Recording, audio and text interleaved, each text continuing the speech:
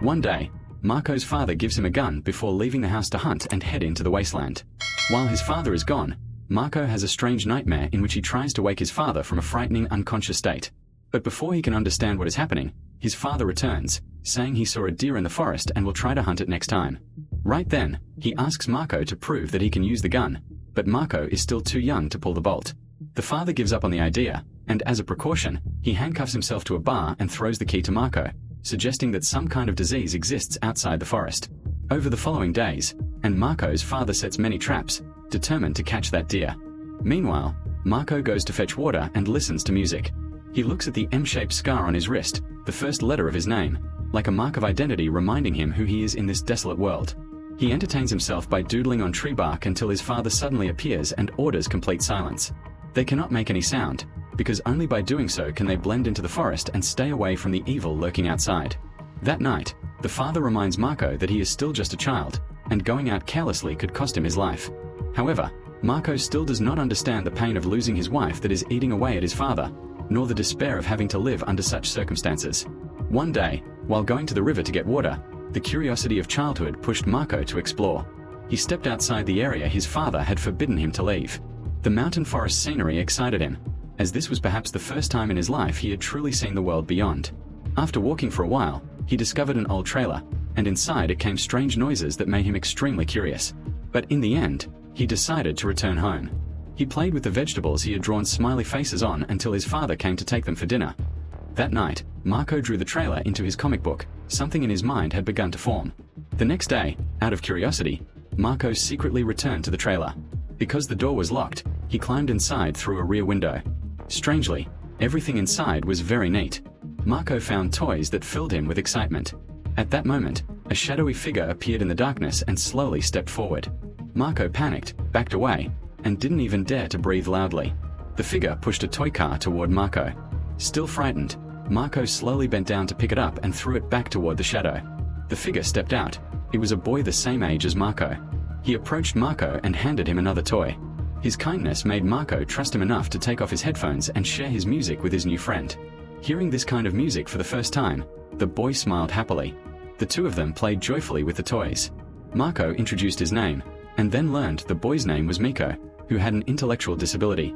Marco grew excited when he realized Miko's name also began with the same letter as the mark on his own wrist. He picked up a piece of charcoal and drew that letter onto Miko's wrist as a symbol of their friendship. Curious, Marco asked whether Miko had ever seen the bad people, and Miko said no. Marco's father always insisted the forest was a protected place where evil could not enter. So Marco concluded that Miko must be a good person. Meanwhile, because Marco had been away far longer than usual, his father became worried. Dropping everything, he grabbed his gun and rushed out to look for him.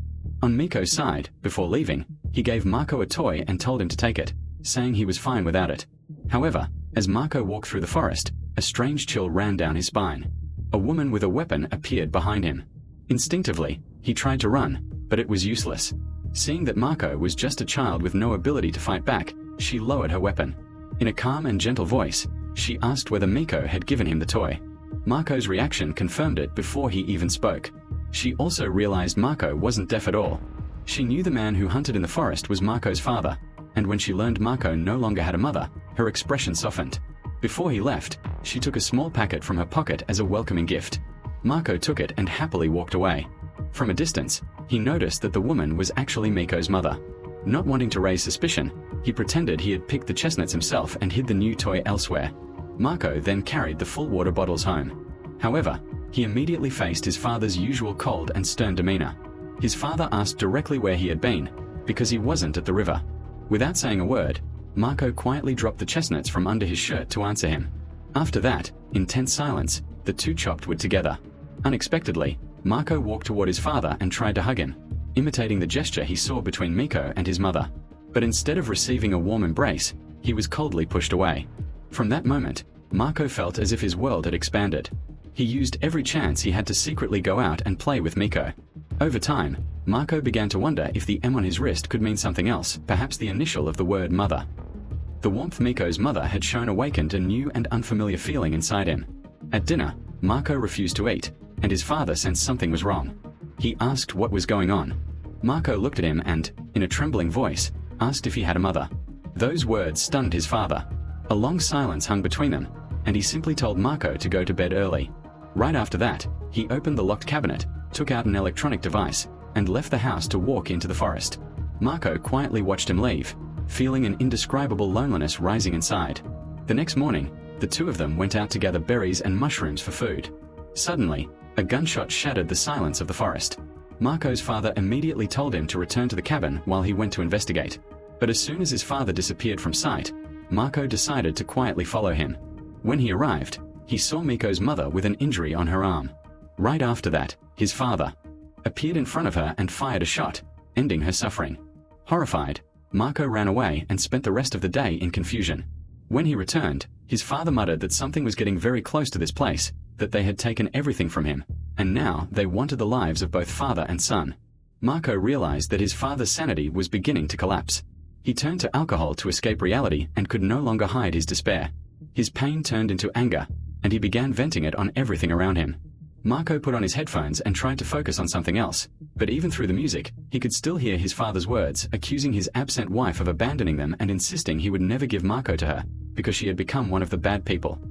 When his father finally drank himself to sleep, Marco quietly opened the locked cabinet, took his father's electronic device, and went out to the porch to turn it on. The tablet lit up and played a video. In it, his mother Irina was pregnant, joyfully sharing the moment with his father and his sister. Suddenly, the footage changed. His mother, crying, insisted she had never wanted to leave him. Her final words before the video cut were that she loved him very much. The tablet quickly ran out of battery, ending the message midway. Without hesitation, Marco went back inside and handcuffed his father to keep him from following. Good son. He then took the handgun, supplies, and the photo of his mother. At sunrise, Marco set out to find Miko. When Miko saw him, he greeted Marco with a bright smile. Marco dressed Miko, put his shoes on him, and took all the food from the trailer. Miko kept asking about his mother, and Marco lied, saying she had gone hunting. With that lie, he managed to take Miko away from the area. Meanwhile, Marco's father woke up to find himself handcuffed and the key missing. He tried to break the metal pipe to remove the cuff. Seeing the tablet on the table and realizing Marco was gone, he sensed something was terribly wrong. He quickly grabbed his gun and set out to search for him. Following Marco's footprints and relying on his survival skills, he eventually found Miko's car. After searching inside, he realized the two boys had left long ago, and any clues or direction Marco had taken were almost completely gone. At this moment, Miko suddenly stopped and insisted on seeing his mother. Marco heartbreakingly confessed that his father had become one of the bad people, that he had turned Miko's mother into dust. For someone with Miko's condition, he only understood that he had lost his mother forever, yet the tears could not fall. The two boys could only hold each other to endure the pain together. Meanwhile, Marco's father continued wandering desperately through the dense forest searching for his son. The two children kept moving, always alert to any suspicious sound, until the first monster emerged from between the trees. Terrified, they ran toward a road, but then more and more monstrous noises echoed around them. The creatures swarmed down from the forest. Fortunately, there was an abandoned car nearby. The two quickly climbed in and hid inside. They thought the creatures hadn't noticed them and that they had escaped. But soon, the entire pack surrounded the vehicle, violently smashing against it to break in. Hearing Miko scream in fear, Marco covered his friend's ears with his hands. Suddenly, the monsters outside were attacked by someone. With lethal skill, he eliminated them all in an instant. Unexpectedly, it was Marco's father. Upon seeing his son, the first thing he did was ask whether Marco was hurt. Thankfully, after checking him, he found no bite marks. Then, even though he saw Miko inside, he felt no compassion. He slammed the door shut, leaving Miko trapped in the car, and dragged Marco away, ignoring his son's desperate pleas to go back and save his friend. He warned Marco about the brutality of the monsters that had taken over the world. However, Marco told him that he was worse than any monster, because he was the one who killed Miko's mother. Even when his father insisted Marco didn't understand, Marco replied that he had seen it with his own eyes. Marco also said that his father had killed his own mother, because in the video he saw her running away from him in fear. To prove to Marco that he wasn't a bad person, the father had no choice but to return to the truck to save Miko.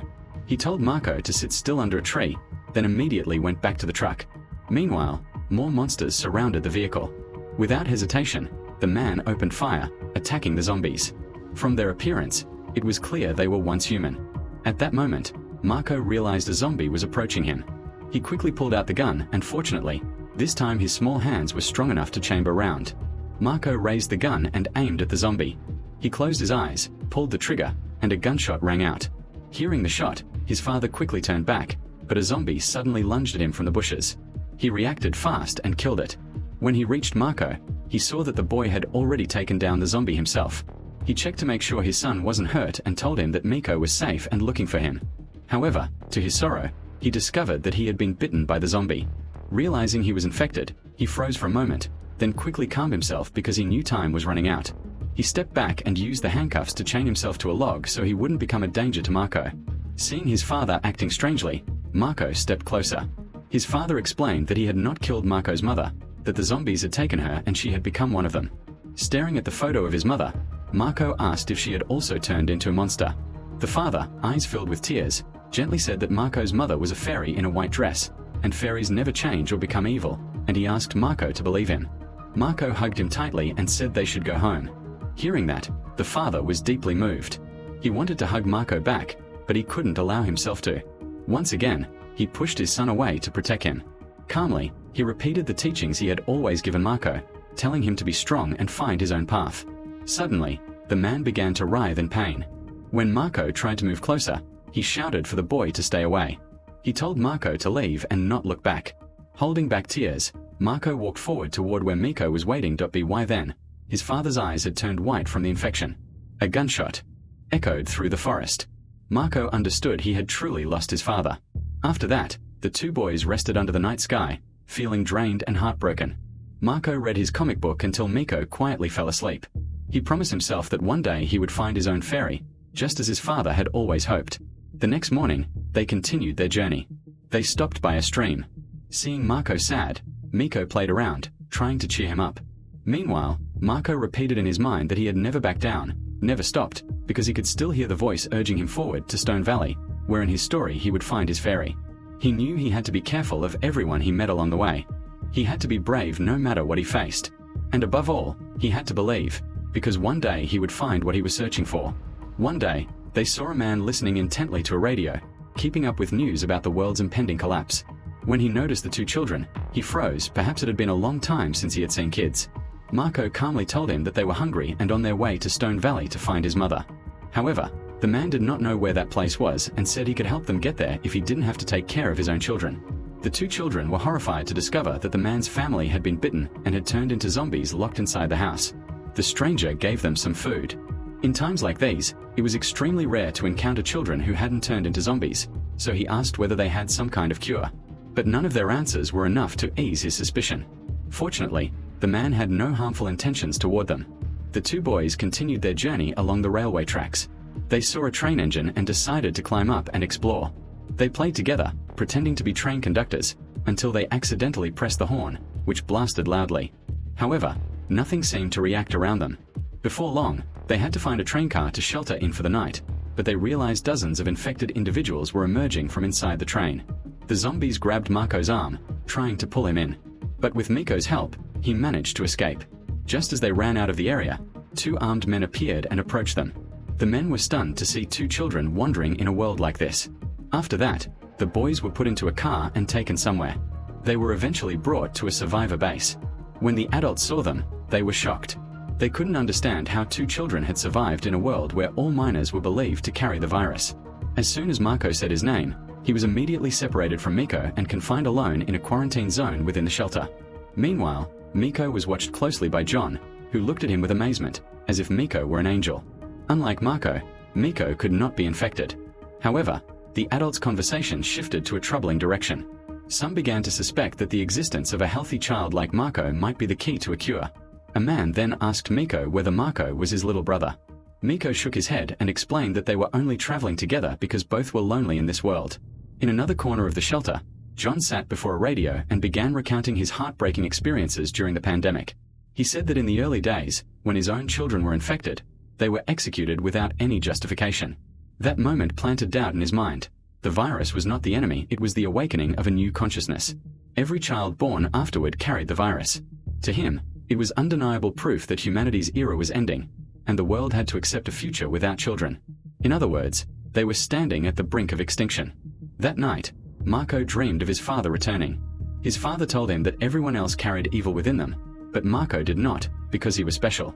Suddenly, Marco was awakened by the man who had captured him. The man told him to stay quiet and let him out through a secret exit. He gave Marco a backpack, hinting that he should run. Marco said he wanted Miko to come too, but the man chambered his gun threateningly. With no other choice, Marco had to leave, but Marco stayed nearby, waiting for the man to walk away. Then he quietly snuck back inside to get Miko. The two boys finally escaped on foot. When John discovered that the man had helped the children escape, he executed him on the spot. By then, Miko was exhausted and kept complaining that he was thirsty. Marco decided to let the boy rest while he went to find water on his own. After walking for a while, Marco saw an abandoned building. He went inside, hoping to find something to drink or eat. Before long, he found clean clothes and a bottle of water. When he stepped out onto the balcony to look at the surroundings, he saw a zombie family wandering below. But then Marco heard Miko calling his name in desperation. John's group had caught up and captured Miko. John spotted Marco on the upper floor and decided to enter the building to seize him. Seeing that Miko was no longer useful, he intended to kill the boy. At that moment, he noticed a drone flying overhead. Before he could react, he and his men were quickly taken down by two soldiers in tactical gear. Marco ran downstairs to see what had happened, but accidentally made a noise that caught the soldiers' attention. One of the men approached to investigate what it was. Miko, ever innocent, picked up a gun as if it were a toy. In a sudden reflex, he made a playful sound with his mouth, and the soldier mistook it for an attack and fired, killing Miko instantly. Realizing he had made a terrible mistake by shooting a child, the soldier was devastated. Witnessing this, Marco was overwhelmed with guilt and pain at losing his only friend. Knowing the gravity of their mistake, the two soldiers decided to leave, unaware that they had abandoned a child now completely alone, having lost the last person in his journey. Marco reminded himself that from this point on, he had to be extremely cautious of anyone he met. He still heard his father's voice warning him that the harsh wind would only bring monsters ahead, creatures filled with hatred toward children like him. That was why they always tried to eliminate someone as special as him. But as his journey continued, he finally understood that Stone Valley did not exist. Now terrified, he feared he would become one of those creatures himself. Seeing dozens of zombies trapped in the streets, he hid under a car to avoid being seen. At night, he had to. One by one. When he removed his headphones, everything had fallen unnaturally silent. Red laser sights were pointed directly at him. Right in front of him appeared the figure of a woman, surely the angel he had hoped for all this time. She ordered her soldiers to retreat and slowly approach the boy. She gently greeted him and said that Marco looked very much like her own child. But when she noticed the bite mark on his arm, she drew her gun, prepared for the worst. She apologized to Marco, saying that what she was about to do was for his own good. Marco told her that he was all alone now, and that he had come here to find his angel. He moved forward and hugged her with the innocence only a child could have. Although her soldiers warned her, she still accepted and returned the boy's embrace. After a moment, she gently pushed him back and prepared to chamber around. Marco didn't care what was about to happen. He simply reached out and touched the angel's cheek, and that small gesture brought her to tears. Unable to go through with it, she lowered her weapon and abandoned the idea of eliminating Marco. She examined the bite mark on Marco's arm and realized the scar was unique. Marco was one of the post-apocalyptic children who were immune to the virus. Recognizing this, she was overjoyed by the discovery. Marco asked if she would be his angel. Moved by the innocent question, she agreed. Without hesitation, she offered her hand and asked if Marco would go with them. Marco took her hand, knowing he would never be alone again. That brings the film to an end. What do you think about this movie? Feel free to leave a positive comment down below. Thanks for watching and see you next time.